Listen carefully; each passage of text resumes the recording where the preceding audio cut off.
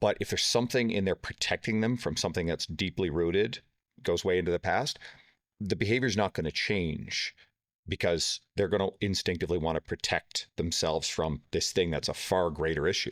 It may take time before that gets revealed. You can't really ask right away. You can't put that question in a screen. Hey, have you ever been X? You're not going there. So yes, you have to build the trust over time. And then maybe you get to a point where that maybe comes to the surface, or maybe you just make them feel really safe in that experience. And then they might arrive at the point where they're ready to. But if they don't decide they're ready to actually like do the things that changes the nutrition to lose the weight, nothing's going to change. And no matter how smart you are with the numbers and even your coaching, it's not going to change your underlying beliefs and attitudes and behaviors. Well, that can be applied to any training goal or any goal that anybody puts out to you. You know, if they say that they want to get stronger so they can be a better lifter, I mean, you can't broach the conversation of why is that important to you? You know, because all those things, if they want to lose weight, why do they want to lose weight? You know, where they're going to say just because they want to lose weight, but that may not actually be the reason. You know, the reason could be, you know, social acceptance. It could be to be able to move better. It could be all these other underlying variables. You know, why do you want to be a world champion powerlifter? It's probably not to be the world champion powerlifter. There's all these underlying variables that are in there. And as a good coach, you want to kind of uncover those over a period of time, because the likelihood of somebody hitting achieved or whatever perceived goal in the real world is pretty fucking low, if that's the stated goal. Like, I want to be, you know, all-time world record holder, whatever it's going to be. The odds of that happening are fucking very extremely low. So you hope, and it usually isn't, that isn't what the real goal is, because you can still achieve what that real deep-rooted goal is without hitting whatever that metric. There's a difference between a metric and a goal, you know, or a drive. You know, it's getting more into the drives. That shit isn't going to happen on day one. It may not even happen after fucking 10 years. You know, I've had people that I know personally that after fucking a decade, it's like, this is why the fuck you've been doing this shit all this time? You know, had this been unveiled fucking 8 years ago, you wouldn't have hip replacements and all this other shit that you put yourself through to try to accumulate this one thing that could have been achieved in a multitude of different ways. In the experience for both of you, though, how often do you find also that, you know, you have that person, world record powerlifter or whatever, or wants to be, maybe they don't even know what the number is. They don't. And subconsciously, I believe they do. Right? It's deep rooted, right? Subconsciously they do, but it's going to take, again, it's going to take time, but hopefully it's figured out, you know, before the achievement or not achievement. Because if they, on the flip side, let's say they achieve it, they didn't satisfy what that drive actually was. You know, which anybody will tell you that, you know, they win the Super Bowl and all that. It's great for like a day, but then fuck, on to the next. You know, it's like, well, I thought that was your dream since you were like 14, you know, or 13 or 12 or whatever it is. There's underlying reasons that are in there, and good coaches will kind of uncover that, because when you can uncover that, that's when you're going to get the best out of them.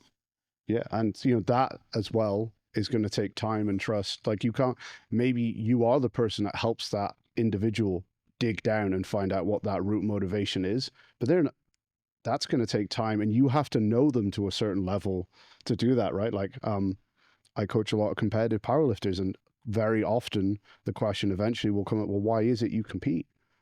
Really? And they can't answer it most of the time, not truthfully. But there's a superficial answer to it. But it's like, well, if that's what, and because, you know, you follow up, you say, well, if that's what you do it for, why do you not just max out in the gym or whatever? And they can't answer. And you're like, okay, I've done my bit. I've planted the seed, which will be the same as, well, why do you want to lose those 10 pounds? Well, what is it about that actually ticks a box for you? And then you start going down that rabbit hole. Well, actually, you know, I was the fat kid at school or whatever. But, well, you know, it doesn't matter what it is. You've just, you know enough to just ask that one or two questions that makes them dig down, and then all of a sudden, hopefully it comes spilling out. But again, if you're the guy who's trying to scale and take the human element out, that's gone, right? Well, I could argue, not argue, but I could put in there, and it would kind of segue into this next topic, is the further they are away from figuring that out, the closer they are to actually getting hurt. Yes. Right. And in any level, you know, from gen pop all the way up to the top. So when it comes to predicting, preventing injuries, you know, what are your thoughts there? Oh, there's a ton there. I know that we had a lot planned here. I mean, we can start with even the language of preventing injuries, right? And I think there's two sides to this. One is there's the part of our world that gets a little pedantic about, it's like, oh, you can't prevent injuries. And that's actually pretty true. There's a lot of things we can influence. There's a lot of things we can't. So I personally don't use the language prevent injuries for one simple reason, because it implies a promise that we can't inherently keep. Now there's coaches out there who will say, well, I do all this and this and this, my clients never get hurt. Really? Or is it just like you don't talk about that one time? Like, you know, and I'll put myself up on the table for this one. I had an old client worked out with me for years, and second set of squatting, smaller guy, was involved in jiu-jitsu, kickboxing type stuff. Second set, 185, 6 rep, and all of a sudden feels, you know, something in his knee. So I'm in position. I, you know, pull that bar off him right away. You know, I'm paying attention, like unlike a lot of coaches, and that probably maybe saved from a more serious injury right in that moment. So anyway, but something wasn't right. As it turns out, he did suffer a tear of his lateral meniscus, right? And so a lot of coaches hide away from that because like, oh, I never got my clients hurt. It's like, are you sure? I'm not going to say a name, but there's like one guy I know I don't fuck with, who would like, you know, brag about that sort of thing. And meanwhile, oh, there's a video of you out there on the internet somewhere where one of your clients is like bench pressing with a fat bar and his grip slips and the thing comes out and crushes his rib cage, right? Are you sure about that? Anyway, so with this client, you know, goes and gets checked out with a doc right away. And I think it was an orthopedic surgeon, but the orthopedic surgeon turned around and said, you know, this is actually a really common injury with kickboxers. Right. So my client, he was back training with me in under a week. We did a ton of upper body stuff. And this will get into something we were planning as well. But a lot of people will use injuries to avoid the gym entirely. But there's actually so much you can do. There's actually a lot of really cool research on a phenomenon called cross education, which is training with an injured limb. If you suffer an injury, anybody who's coached for any length of time, you've had the client that shows up one day, you've got this workout plan, their wrist is broken, they sprained an ankle.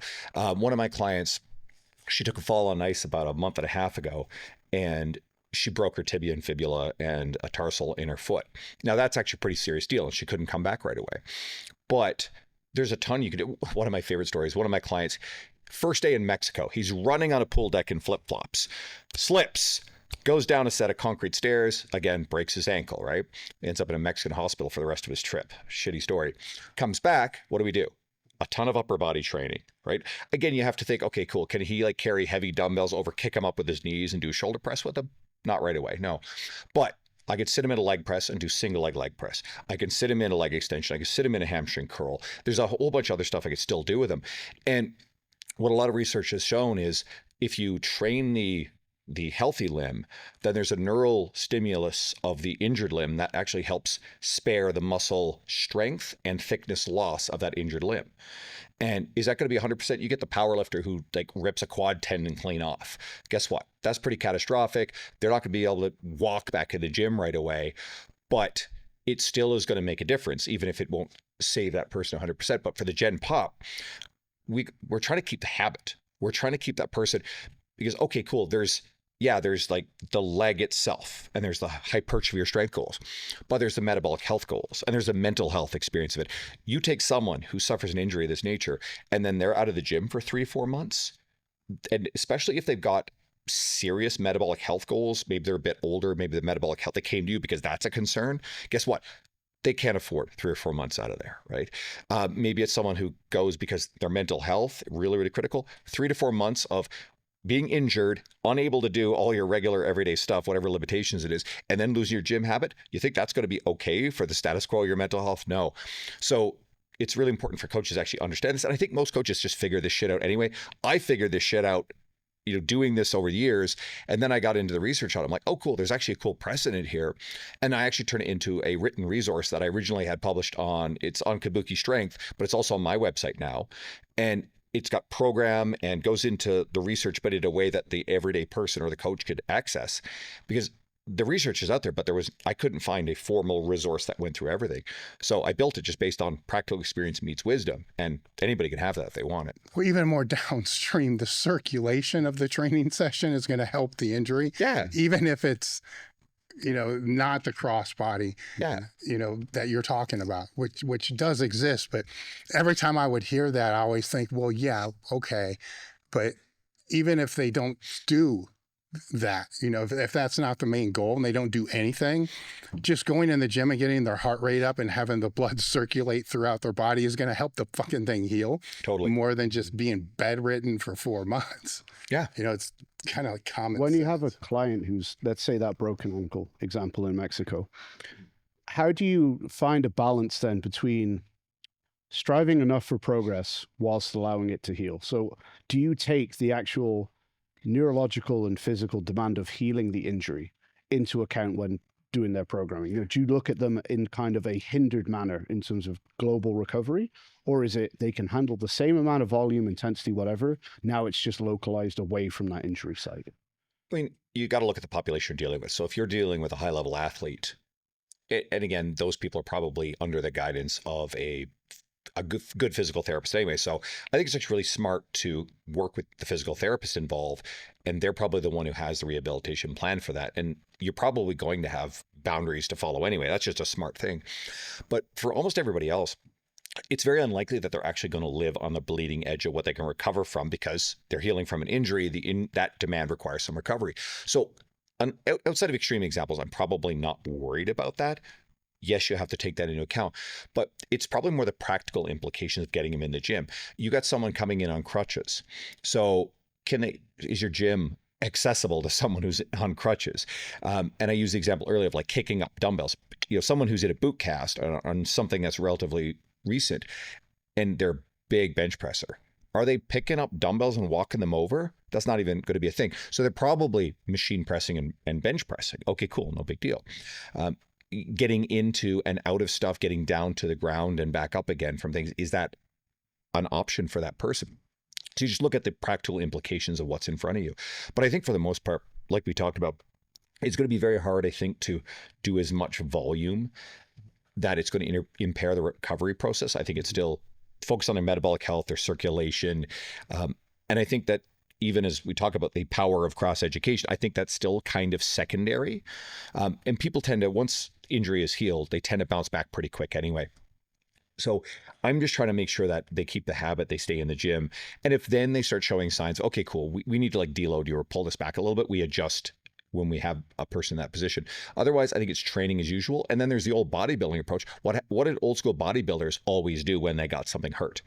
They worked on weak points. So you are going to try to be pretty progressive on the other things. And if someone's having wins based on, especially if they're hurt, but you can give them a win.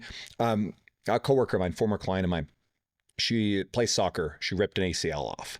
Not good. So what did she end up doing? She went full bore into working on her chin-ups and her bench press and getting some new bests in that while she's going through the rehabilitation process. She did have surgery on the ACL, and that kept her motivated and going and kept the wins piling up, right? Yeah, I think sometimes when we do the seminars here and stuff, I usually do a section on specialization training, which I think is a really cool tool, which basically you just described there, right?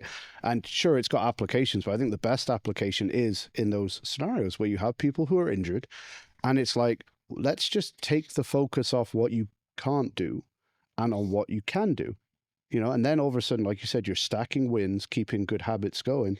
And then when that, whatever it is healed, that can always flip. And maybe then you go into like a lower body phase where that's most of your training and you kind of catch it up. And then, let's say there's 3 months of maybe an upper focus and 3 months of a lower focus. You've now made good progress in both over 6 months, as opposed to just being like, oh shit, well, I can't really do much of anything. I'm probably wasting 6 months, right? Yeah. And maintenance volume as a stimulus for anything is surprisingly low. So is it really any different than doing that with someone who's not injured?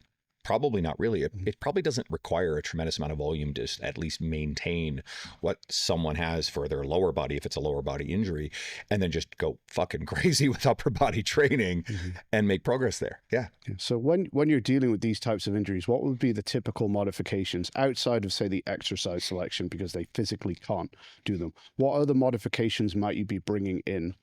For that person with the broken ankle, would there be methodologies where you just bring down the training load so that you don't have to load as many plates, for example? Or maybe there would be less exercise variation just to deal with walking around the gym less. What sort of things do you take into consideration to make that program not just productive, but also kind of less difficult or less strenuous to follow for that person? All right, let's use an example of a broken wrist. Okay, so you got a broken arm, broken wrist. Okay, and that person probably can't grip onto stuff. So safety squat bar is going to be one of your favorite things in the universe.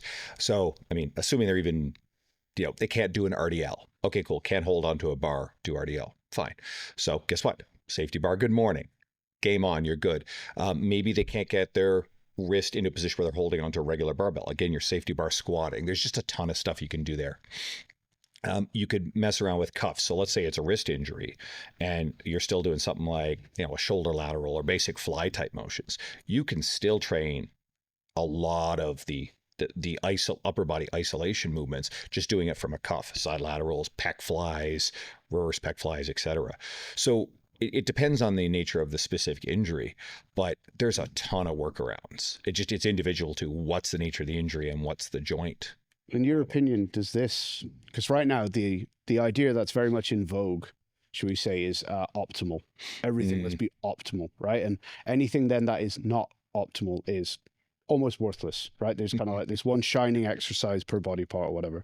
Is this where getting away from that mentality can be really helpful, do you think? Where like, yeah, sure, maybe a bicep curl with a cuff is not optimal or whatever, but for the person with the broken wrist or carpal tunnel, whatever, it might be optimal for them. So as a coach, having the broadest possible toolbox and not worrying about optimal actually may be the better strategy for most. Optimal is going to be different. You said it, right? It's what's optimal for them. Optimal is different for every single person, every different context. And even what we think is probably optimal, again, pay attention to the smartest people in the industry who are talking about studies. And I think there's a lot of valuable stuff in the research out there.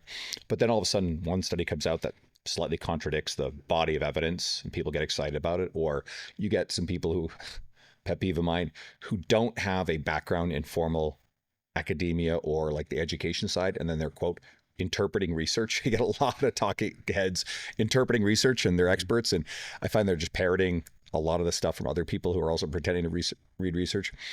And okay, I mean, that doesn't invalidate research by any means, but I think you just kind of have to aggregate what's out there. You can do that, or you can just use common sense with the person in front of you. Again, lean on the human side of stuff.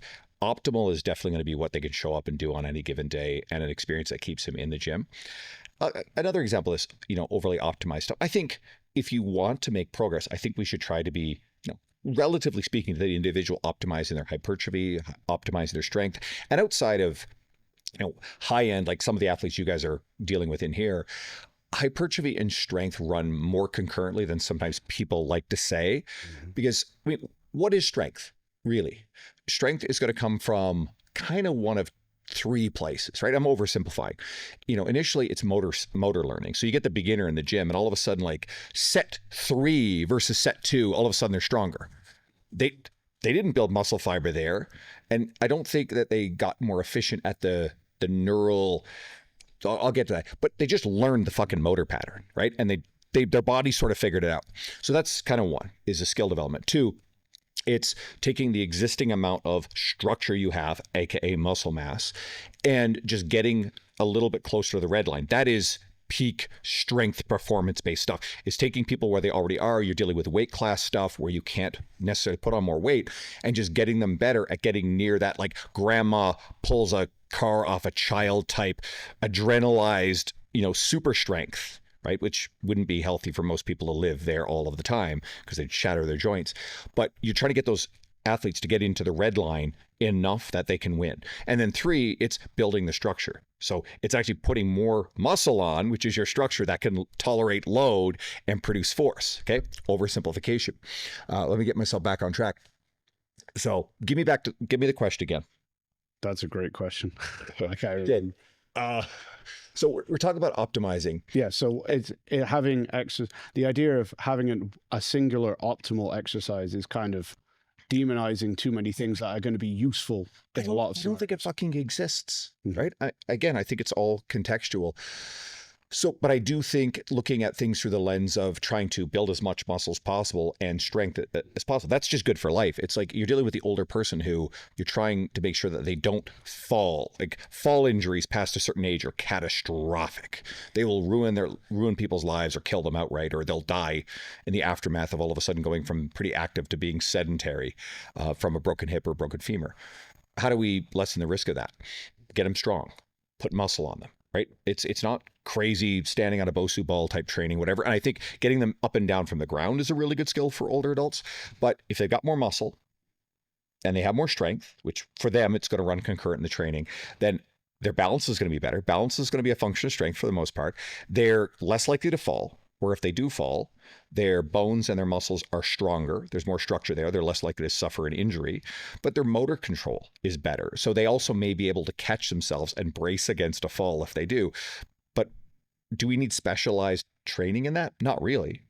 I think there's 2 pieces to this that are very deep rooted. And one you kind of already touched on, it's optimal to what context, right? Because every time we'll see optimal or effective or whatever it is, it's the context is always left blank, so I guess reader or viewer can insert whatever they want subconsciously and it makes for better clickbait. And then underneath that, what is minimal, what's maximal, right? Because there's, as you kind of touched on with injury standpoint, there's a maintenance volume, which is way lower than what people think. Mm-hmm. And the maintenance volume could be applied if, somebody's workload or their life is just too hectic. What they need to actually do to maintain their current state is way less than what they think it is. Way less. But you can make the mistake by not hitting the minimal, which say it's once a week or whatever it's going to be. But once you can kind of define what's the minimal, what's the maximal, then you never fall under the minimal. And then most people are never going to fall over the maximal anyhow. But on the high-end athletes, they could, but within those realms. And then that's the basic of all program design, no matter what it is. But if you don't look at the contextual, the optimal, then everything else is just falls apart. Sure. It has 0 meaning whatsoever. Sure. I mean, also, like you said, it's so contextual. Like what? If we're worrying about optimal, it's like, well, sure, you've got your competitive powerlifter who wants to get their squat up. What's optimal for their squat is, come in and squat 3 or 4 days a week. For a while, that will be optimal for your squat. But for how long? And what's the detriment to everything else that you do? And if that worked, we'd all be here training Bulgarian method every day, right? And we'd all be great and whatever. So the optimal to what and over what time frame? Because usually you could probably make the argument, and I'd want your input on this. What is optimal for your goal that's in 1 year or 2 years or 3 years? Is the strategy that gets you that is usually not the strategy that is optimal right now for your progress, as in gets you the most accelerated progress right now. So if we only ever looked at the yards in front of us and said, what's optimal to get me from A to B, we might never get to D, E, or F, because we don't ever use the strategies that will build the base, for want of a better word, to actually get us there. And if we're all just worrying about that all the time, rather than maybe investing in your client's longer term progress, you never have the right lens to do those things.